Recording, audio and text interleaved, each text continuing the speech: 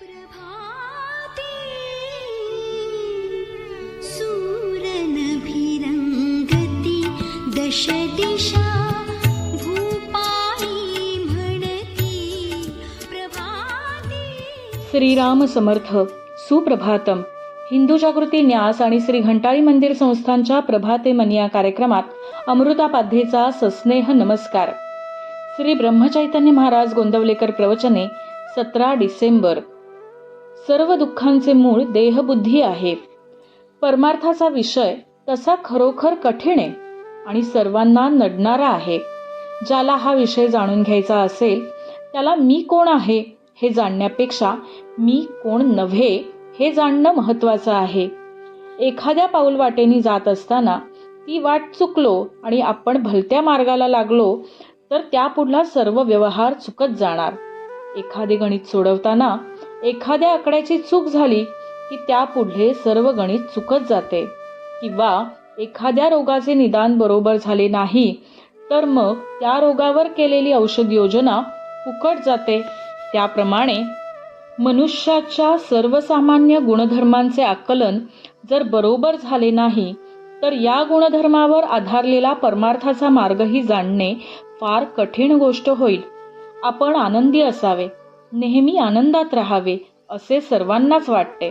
हा झाला पहिला गुणधर्म। या आनंदात चिरंतन असावे, निदान आनंदाच्या अपेक्षेत तरी चिरंतन राहावे असेही आपल्याला वाटते। खरे म्हणजे मरण कुणालाच आवडत नाही।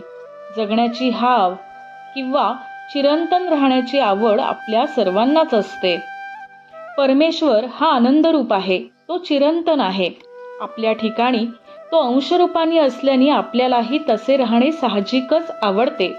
पण आपली मुळात वाट चुकली आणि म्हणून त्या पुढले सर्व व्यवहारही चुकत गेले। एखाद्याच्या परसातले झाड पडल्यावर तो माझे झाड पडले असे म्हणतो, परंतु त्याचा देह पडल्यावर त्याचे शरीर पडले असे नाही म्हणत आपण, तो मेला असे म्हणतो। म्हणजेच मुळात चूक ही की आपण स्वतःला देह समजूनच राहतो। देह माझाच समजून त्याच्यावर प्रेम करतो, ही पहिली चूक। नंतर या देहाचे गुणधर्म म्हणजे विकार आपल्याला चिकटल्यावर त्यांचीच जोपासना करतो, ही दुसरी चूक। एकदा हे विकार चिकटल्यावर त्यांची वाट न थांबवता ते नेतील तिकडे त्यांच्या पाठीमागे जाणे आणि त्याकरता वेळ प्रसंगी आपली बुद्धीही गहाण टाकणे, ही तिसरी चूक। अशा रीतीने चुकांनी चुका वाढत जाऊन आयुष्याचे गणित मग साफ चुकते।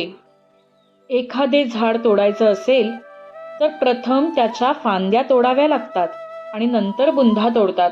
तसे नीतिधर्माने वागणे म्हणजे देहाला लागलेल्या विकाराच्या फांद्या तोडण्याप्रमाणेच आहे।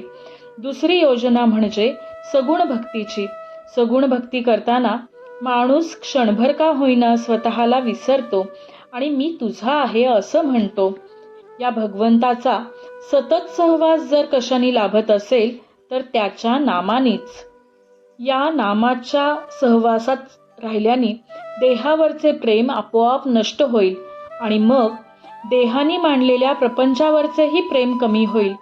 पुढे त्याला सर्वत्र परमेश्वरच दिसेल। तेव्हा आत्तापासून मी राहीन तर नामातच राहीन असा निश्चय करा। मला खात्री आहे राम तुमच्यावर कृपा करेल। बोधवचन: मी कोणीच नाही, सर्व राम आहे आणि मी रामाचा आहे, या गोड भावनेत आनंदात राहा। मंडळी, रामरायाचे आणि श्री घंटाळी देवीचे शुभाशीर्वाद तुमच्या सर्व कुटुंबावर अक्षुण्य राहोत ही प्रार्थना। जानकी जीवन स्मरण। जय जय राम।